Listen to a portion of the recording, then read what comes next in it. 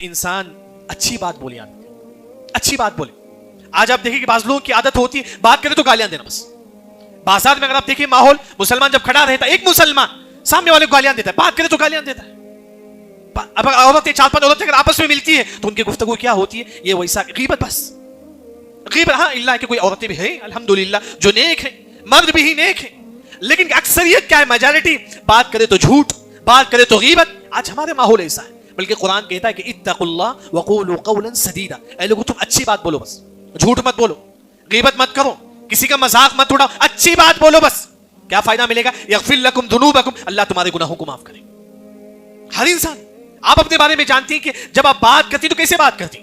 آج کل ماحول کیسا ہے؟ کالجوں میں جب دوست سے ملتا ہے تو گالیاں دیتا ہے، بس مذاق سے گالیاں دیتا ہے، بس مذاق میں گالیاں. بلکہ حدیث میں آتا ہے کہ سباب المسلم فسوق، گالیاں دینا شریعت میں جائز نہیں ہے، جائز نہیں ہے شریعت میں. آج بات میں گالیاں دیتی. اگر آپ گالیاں سے روک لیں گے اپنے آپ کو، اچھی بات بولیں گے، صرف اچھی بات بولنے کی وجہ سے اللہ ہمارے گناہ معاف کرتا ہے.